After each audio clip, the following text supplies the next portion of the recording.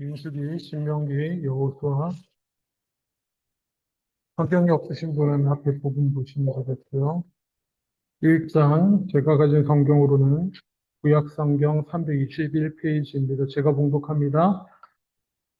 여호수아가 또 르우벤 지파와 갓 지파와 므낫세 반 지파에게 말하여 이르되, 여호와의 종 모세가 너희에게 명령하여 이르기를, 너희의 하나님 여호와께서 너희에게 안식을 주시며 이 땅을 너희에게 주시리라 하였나니 너희는 그 말을 기억하라.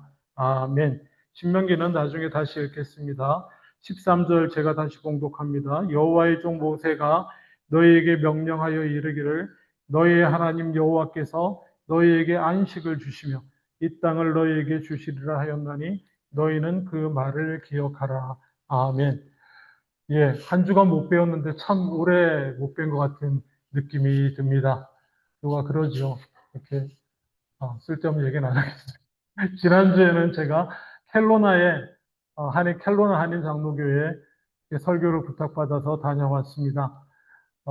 언젠가 제가 말씀드렸다시피 혹시 딱 한 번만 내가 설교한다면 무엇을 할까라는 마음으로 그 말씀을 나누고 왔었습니다.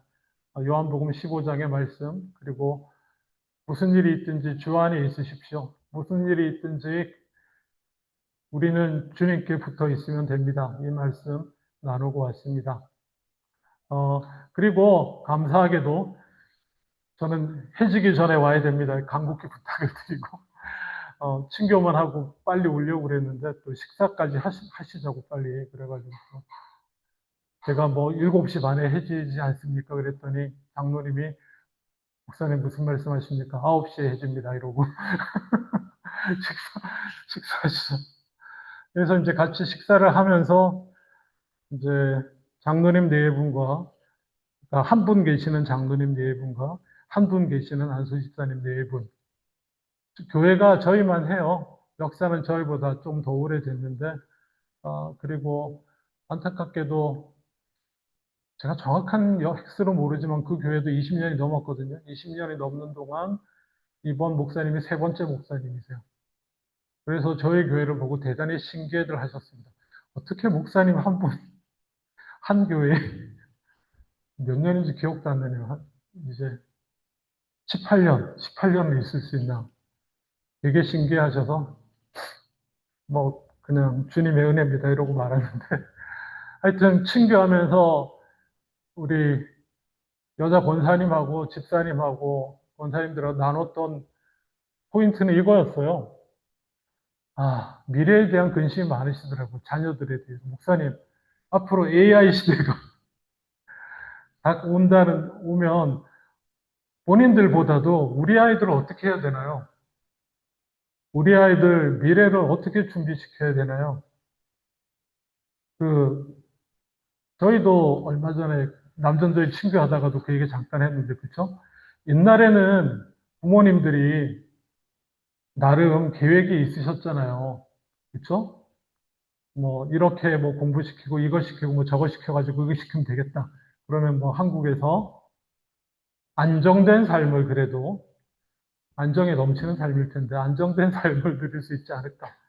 이런 계획이 있었는데, 제 기억에 말입니다.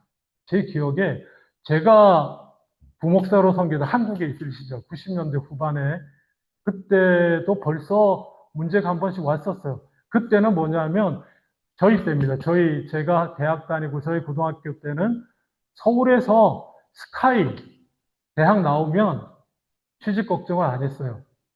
무슨 과를 나와도. 무슨 과를 나오든지 서울대나 고대나 연대나 그러면 취직 걱정을 안 하고 적어도 인서울이면 그 다음에 또 쭉 있잖아요, 대학들.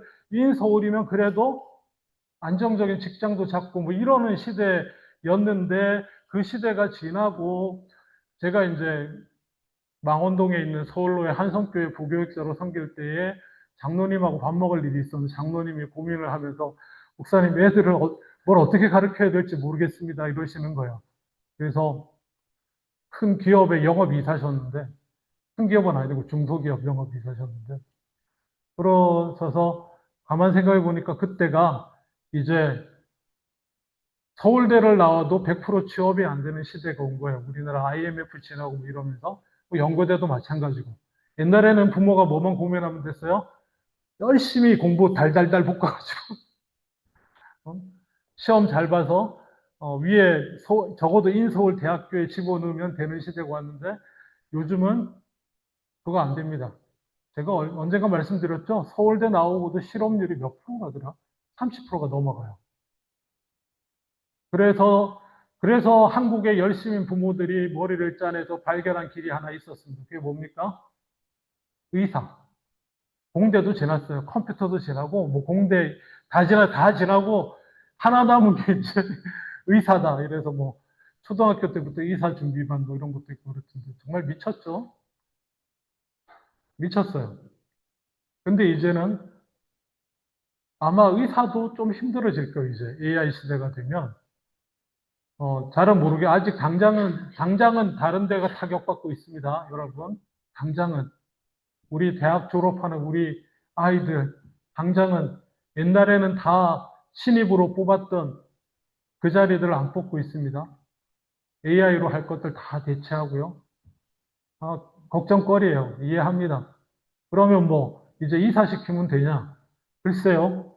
당장은 될 것 같은데, 앞으로 이제 로봇이 외과 수술하는 사람 이사보다 훨씬 정밀하게 거의 다가가고 있답니다. 그리고 또 뭡니까? 의사 안 찾아도 AI가 의학 지식 다 가지고 있어서 컴퓨터로 화상으로 상담하면서 환자랑 AI가 물어보는 거예요, 나한테. 상태 얘기하고.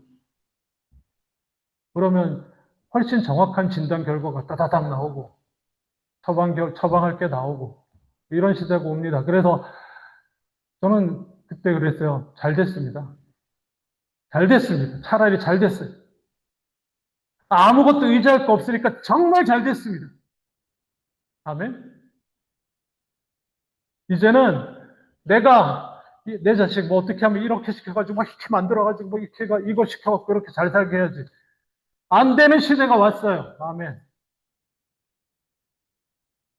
사람들이 왜 그러나 봤더니 그 깊은 것 한가운데는 뭐가 있냐면은 안정, 평안, 그렇죠? 안식을 꿈꾸는 마음이 있더라고요. 왜 좋은 대학 보내고 좋은 직장이 뭡니까? 좋은 직장, 안정적으로 일정 액수 이상의 돈을 꾸준히 받아내서 안정적으로 자기 생활을 계획하고, 왜? 예상이 안 되면 불안하니까, 미래가.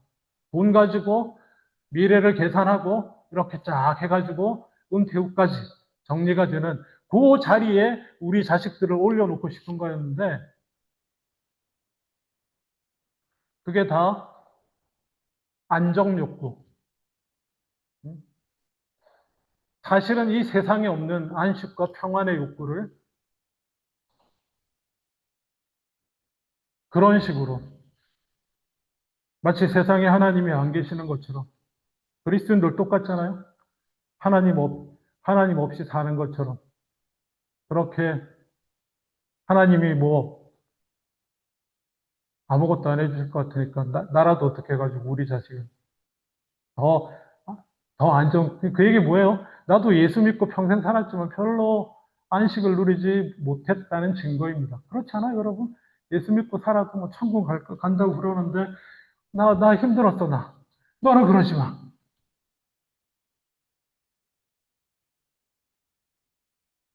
그래서 뭐 이렇게 세게 얘기하지 않았습니다. 다른 교회 권사님 앞에 두고 내가 뭐 세게 얘기하진 않고, 내가 말씀드렸다시피 주님 안에 꼭 붙어 사는 자녀로 키우면 됩니다. 그렇게만 부드럽게 말씀드리고 말았는데, 하여간에 그렇습니다. 우리 영혼은 안정, 뭐 세상적으로 말해봅시다.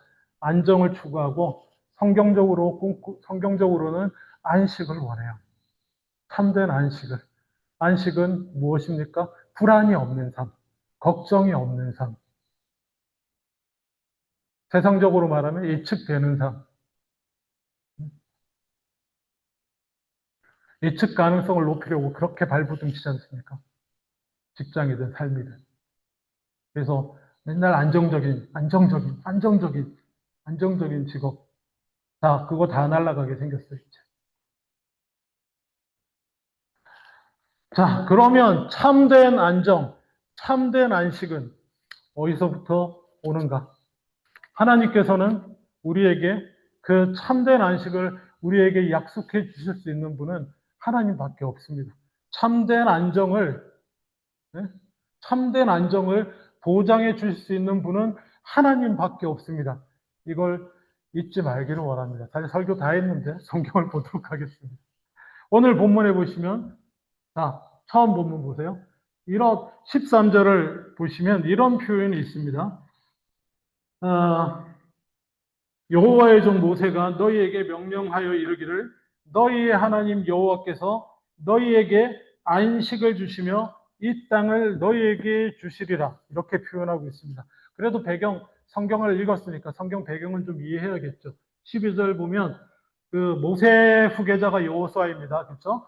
모세는 이집트로부터 이스라엘 백성을 이렇게 끌고 나왔고 광야 생활 동안 잘 이끌다가 뭐 실수도 하면서 하나님의 약속하신 가나안 땅엔 들어가지 못하고 그 다음으로 이어받은 사람이 여호수아인데 이제 여호수아는 이 백성들을 이끌고 명하신 대로 가나안 땅을 차지하러 들어가기 직전입니다. 들어가기 직전에 여기 언급되는 루벤 지파, 갓 지파, 므낫세 반 지파, 여기 반 지파라는 건 그야말로 절반을 말해요.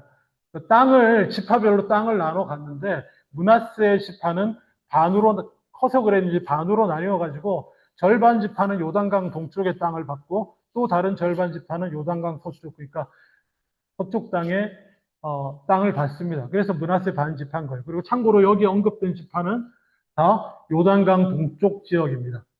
그래서 이 사람들은 자기에게 배당된 지역의 땅을 이미 받았어요. 특별히 다른 문제 없이 뭐 있기도 있었지만 받은 사람들인데 이제 나머지 같은 민족, 같은 다른 지파 사람들은 이제 가나안 땅에 들어가서 땅을 차지해야 되잖아요.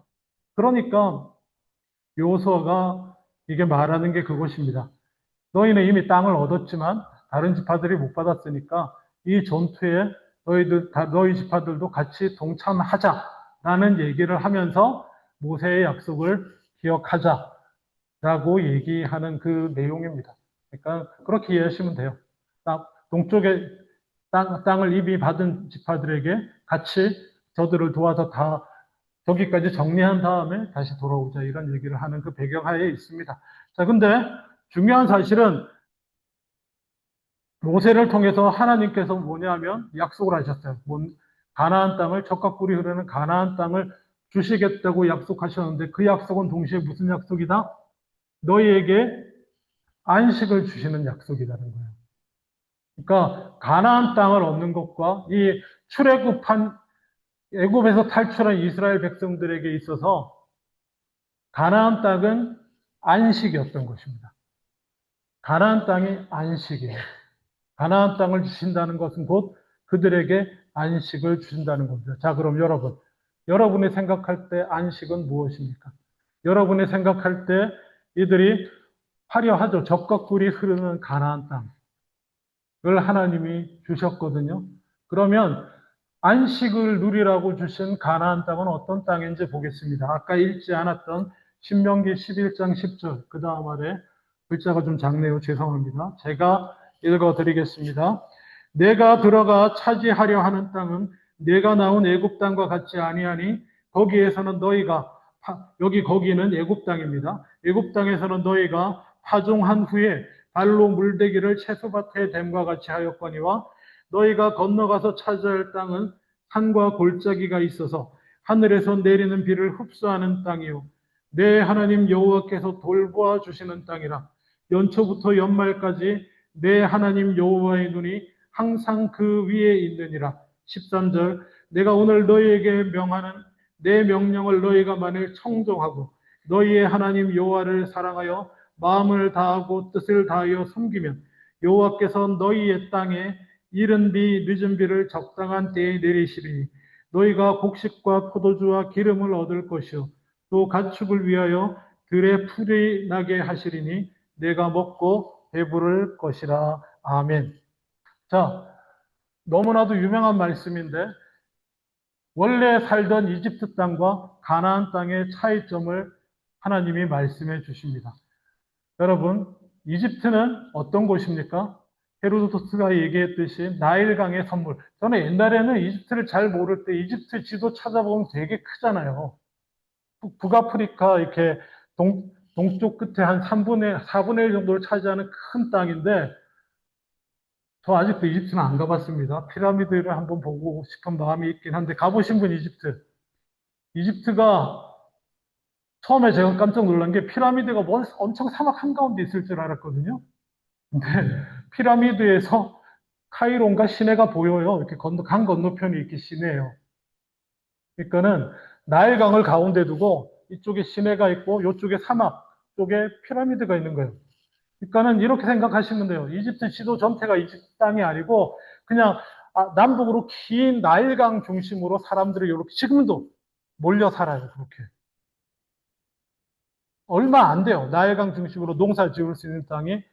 그래도 뭐 주변에 다른 리비아 이런 데 보면 엄청 비옥한 땅이긴 한데 거기가 삼각주. 그래서 깜짝 놀랐어요. 그냥 가느다라요. 나라가 그냥 강가의 나라들이, 도시들이 있고 쭉 그런 거예요. 그냥. 그런 나라입니다. 그러니까 나일강 없으면 삶이 유지가 안 되는데 이 나일강이 진짜 세계에서도 거의 드물게도 홍수가 예측이 되는 강이에요. 홍수가 예측이 됩니다. 여기 칠레역도 가끔 저 위에 어디 눈이 녹으면 홍수가 나잖아요. 근데 이 나일강도 에티오피아 쪽이 산이 높거든요. 그쪽 산에서 눈이 녹으면 홍수가 납니다. 그러니까 정확히 말하면 이집트 남쪽 이디오피아 쪽하고 강이 연결이 되어 있는데 그 강 이디오피아 높은 지대에서 산에 눈이 녹으면 그게 홍수가 돼요. 물론 그리고 그 시기에 맞춰서 비도 옵니다만은 그러면은 정기적으로 홍수가 일어납니다. 6월 말에 홍수가 일어나요. 그래서 그 옛날 이집트가 세워지는 그때부터 이집트 사람들은 언제 홍수가 나는지 거의 정확하게 계산해서 알고 있었어요. 그래서 홍수가 나면 여러분 아시다시피 세계사 시간에 배웠다시피 그 이디오피아나 그 이집트 남쪽은 아주 열대 우림 지역이잖아요. 거기 흙들이 엄청나게 비옥합니다. 그 엄청난 비옥한 흙들이 홍수와 함께 쓸려 내려와서 그 유명한 나일강 삼각주를 덮습니다. 그러면 그곳이 아주 비옥한 토지가 되는 거예요. 강가도 마찬가지고. 그래서 농사를 짓습니다. 그래서 뭐 이건 순전히 여담이지만 기하학이 세계 최초로 이집트에서 발전했습니다. 왜 그랬을 것 같습니까? 농경지 아무리 끄어나봐야 1년에 한 번씩 홍수가 와가지고 싹 쓸고 가서 경계가 다 없어져요. 그럼 이제 다시 꺼줘야 되는 겁니다. 거기서부터 이른바 기하학이 시작됐다고 하더라고요. 하여튼 그런 지역이에요. 그런 이집트에서 노예살이를 했습니다. 이스라엘 백성들이 노예살이를 했는데, 자, 그 성경은 그래서 그곳의 삶을 이렇게 말합니다. 발로 물을 댄다고 표현해요. 발로 물을 대요. 항상 하시면 됩니다. 이게 강이 있으면 강에서 거기로 밭이나 논으로 물 대려면 이렇게 뭐라고 그래야 되나? 수차 같은 건데 이게 다 사람이 밟는 거더라고요. 옛날 거는. 사람들이 밟아서 물을 댑니다. 다른 거 할 필요 없어요. 이집트에서 삶은 강의 범람을 기억하고 있다가 범람에 맞춰서 피해 갔다가 다시 와서 딱딱딱 나누고 씨 뿌리고 그 다음에 강은 있으니까 발 이렇게 해서 물 대면 또 한 해의 농사가 됩니다. 그 주변에서 아니 거의 로마 시대까지 이집트는 전 로마를 먹여 살리는 곡창지대였어요. 아주 그냥 곡식이 밀과 이런 게 넘쳐나는 시대가 이집트였습니다. 지금도 그럴걸요. 지금도 그래서 가난한데 인구는 팍팍 늘어요. 뭐 하여튼 그런 곳인데 지금 너무 인구가 많아져서 문제긴 하지만 그런 이집트에서의 삶이었어요. 근데 하나님께서 뭐라고 말씀하시냐면 내가 너희에게 안식을 주겠다. 가나안 땅이 너희에게 너희가 안식을 얻는 땅이다. 그러면서 뭐라고 말씀하시냐면 자, 이집트에서는 너희가 강물 파다가 농사 지었으면 되는데 이 가나안 땅은 어떤 땅이냐? 그냥 간단하게 말씀드리면 하늘에서 비가 내리지 않으면 굶어 죽는 땅입니다. 하늘에서 비가 내리지 않으면 어찌어찌 살아남을 수 있는 땅이 아니고요. 비가 내리지 않으면 굶어 죽는 땅입니다. 강이라고 해봐야 요단강 하나 있는데요. 참고로 아직 저도 이스라엘 주변도 안 가봤습니다. 어떻게 갈 일이 없더라고요. 근데 듣기로 건기에는 이거는 뭐 개울도 아니라고 그러더라고요. 개울도 아닌 강이에요. 네. 농사 짓기에 너무너무 부족한 그런 강인데 호수가 있긴 하지만. 그래서 이곳에서는 기본적으로 건조한 땅에 하늘에서 이른바 이른 비와 늦은 비가 내려줘야 농사가 가능합니다. 많이 들어보셨죠? 뭐 이렇게 부흥회 때 자주 나오는 뭐 이렇게 이른 비, 늦은 비, 뭐 축복 이런 말씀 하시는데 실제로 이 동네가 그렇습니다. 이른 비는 가을비입니다. 10월에서 11월 사이에 내리는데 우리나라는 계절이 좀 다릅니다. 아주 바짝 마르고 건조한 땅을 가을에 이른 비가 내려서 촉촉하게 적셔줍니다. 그러면 비로소 땅을 갈아엎고 씨를 뿌릴 수 있는 상태가 돼요. 그 다음에 이제 겨울철 우기로 들어가는데 거기는 겨울이 우기입니다. 그러면 그때 이제 곡식들이 조금씩 자라다가 멈추고 그 다음에 늦은 비는 봄비입니다. 3월에서 4월 사이 봄비가 내리는데 이 봄비가 내려야 곡식이 알곡이 굵어집니다. 단순히 자라는 게 아니고 알곡이 굵어지는 곳이 늦은 비입니다. 이렇게 이른 비와 늦은 비가 내려줘야만이 살아갈 수 있는 곳입니다. 여러분, 어디가 더 안정적입니까? 어디가 더 안정적으로 보이나요? 애굽이, 이집트가 훨씬 인간적으로 볼 때는 안정적으로 보이잖아요. 왜요? 계산이 되잖아요. 자, 대한민국에 살아보니까 우리 때는 그래, 인서울만 해도 애가 좀 먹고 살고 안정이 되겠어. 그러면 딱 계산 나오잖아요. 내 형편에 애를 어떻게 가르쳐야겠다. 뭘 어떻게 준비시켜야겠다. 그게 애굽이에요. 거기가 애굽이에요. 예수 믿으면서도 그렇게 살고 있으시다면 여러분은 아직도 이집트에 살고 계신 거예요. 아직도 애굽에 살고 계신 겁니다. 진정한 가나안에서의 삶은 무엇입니까? 진정한 가나안에서의 삶은 네, 세상적으로 보면 어쩌면 불안해 보이는 삶이에요. 헤아려지지 않는 삶이에요. 아니죠. 헤아려지지 않는 삶이 아니에요. 헤아릴 것이 딱 하나밖에 없는 삶이에요. 어떤 일, 얼마나 다양한 사건, 사고들이 내 눈앞에 펼쳐지고 예상치 못했던 일들이 벌어져도 나는 한 가지만 하면 돼요. 그게 주님이 주시는 안식이고 안정이라는 것입니다. 그 한 가지가 뭡니까? 하나님의 말씀을 지키는 것입니다. 여호와의 말씀을 따라 사는 것입니다. 아멘. 애굽에 있다면 몰라요. 여전히 애굽에 머무르고 있다면 모르지만 그래도 하나님을 우리가 열심히 찬양했던 것처럼 파라오가 왕이 아니고 세상의 권력자가 왕이 아니고 우리 살아계신 하나님이 왕이심을 고백하고 따라 나온 여러분이라고 한다면 여러분은 이제 가나안 땅의 삶을 가나안에서 누리는 안식을 누리셔야 될 줄로 믿습니다. 예? 이집트식으로 생각하면 불안해요. 계산이 하나도 안 되거든요. 계산이 안 돼요. 이집트는 계산되지만 매년 6월 몇째 주에 이렇게 홍수난다.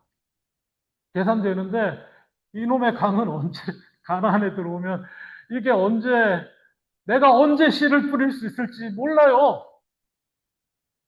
바짝 말아버렸는데 내가 먹고 살려고 올해 이거를 위해서 씨를 언제 뿌릴 수 있을지 모르는 거예요. 그저 기대할 뿐이에요. 하나님 말씀에 따라 열심히 믿음으로 살면 이런 비를 주신다고 하셨으니까 믿음으로 기대하며 살고 또 이런 비가 왜 이때 아직 안 오지? 이러면 회개할 뿐이에요. 하나님 앞에 내가 뭐 잘못한 거 없나? 예? 그게 안식이라는 겁니다. 무슨 놈의 안식이 이런 게 있나? 신앙생활 처음 하신 분. 근데 여러분, 이것이 진정한 안식입니다. 놀랄 일이 없어요. 내가 예상치도 못한 내 계획과 계산에 들지 않았던 일이 생겼어, 갑자기. 이집트에 살던 사람들은 갑자기 나일강이 범람을 안 해요. 어떻게 될 것 같아요? 답이 없어요. 답이 없어요. 그냥 죽는 거예요. 어찌할 바를 몰라. 뭐 이집트를 떠나든 뭐 하여튼 근데 가나안 땅에 사는 사람들은 잘 오던 이른비가 안 와요. 그럼 뭐예요? 기도하고 회개할 뿐이에요. 하나님 말씀대로 제가 잘 못 살았나 봅니다. 은혜를 베풀어 주시고 그러면 하나님이 살 길을 주시고 비를 주세요. 뿌리면 돼요. 이게 안식이에요. 아멘? 무슨 일을 만나든지 살 길이 있는 곳이 안식입니다. 그래서 걱정이 없는 거예요. 아멘, 여러분. 진정한 안정은 내가 두려움과 걱정, 문제거리를 이거를 예측을 해가지고 이렇게 하나하나씩 이렇게 막 그 안 되는 거 쥐어 짜가지고 없는 능력 쥐어 짜가지고 이렇게 없애고 없애주려고 하는 게 아니라 진정한 안식은 하나님만을 의지하기로 하는 데서 오는 줄로 믿습니다. 그러면 내가 예측 못했던 일이 터져도 인간이니까 연약한 인간이니까 잠시 놀랄 수 있지만 금방 제정신 차리고 하나님 앞에 붙들며 나아갈 수 있는 줄로 믿습니다. 그래서 진정한 안식이라고 하는 것은 엄밀한 의미에서 좀 전문적으로 말하면 내 삶의 우선권과 내 삶의 관계가 재구성이 되는 것 되었을 때 우리는 진정한 안식의 삶을 누릴 준비가 된 거예요. 우선순위가 바뀌는 거예요. 별로 골치 아픈 일이 아니에요. 어떻게 바뀌어요? 하나님이 내 삶의 왕이시다. 주인이시다. 나는 요한복음 예수님의 가르치심 빌리자면 나는 그저 예수님께 하나님께 그 사랑 안에 머물러 있고 붙어 있으면 내 인생은 메마르지 않고 열매 맺는 인생이 되고 결실하는 인생이 되고 하나님 앞에서 가치 있고 의미 있는 인생이 되는 것이다. 이게 안식이에요. 복잡할 게 아무것도 없어요. 갑자기 큰 병이 났다? 어떡할게요, 여러분? 이건 내 계획이 없었는데 난 너무너무 내 건강에 최우선 순위를 두고 엄청 내 건강을 유지하면서 좋은 거 다 골라먹고 운동 다 하면서 이 정도면 의사도 인정해줬어. 너무너무 건강하신 몸입니다. 그런다고 인정이 됩니까? 그럼 갑자기 아프게 돼서 갑자기 쓰러지게 됐어요. 어떻게 해요?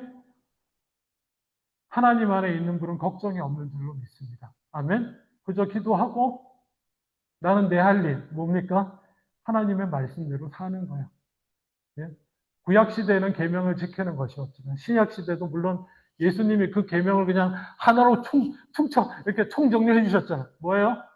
하나님을 사랑하고 이웃을 사랑하고 갑자기 예상치 못한 사고를 당해 쓰러져 누웠어. 정신이 들었어. 뭐해요? 하나님 앞에 회개하고 하나님 제게 무엇을 위해서 제가 주님을 의지하지 않고 다른 것만 의지했습니까? 주님 죄송합니다. 회개하고 주변을 살펴보고 사랑하지 못한 것 있나? 용서하지 못한 것 있나? 용서하고 용서하게 해달라고 사랑하고 주님 사랑합니다. 고백하고 주님의 은혜를 이른비 같은 은혜를 아니면 늦은비 같은 은혜를 기다리며 누워 있는 거야.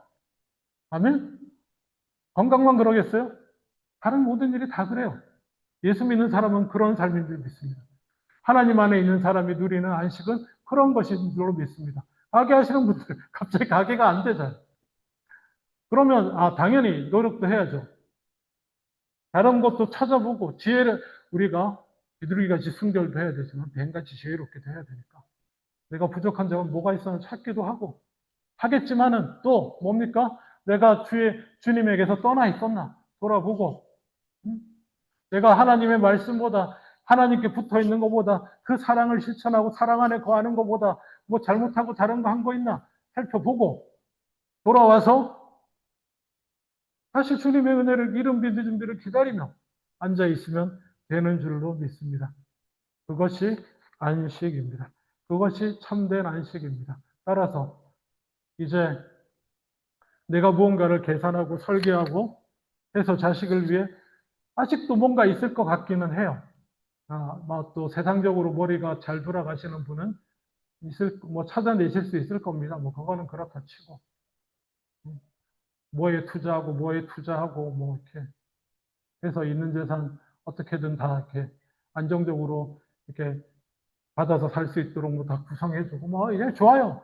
온갖 지혜를 짜내셔도 됩니다. 그건 짜내셔도 되는데, 참된 안식은 하나님께로부터 나온다.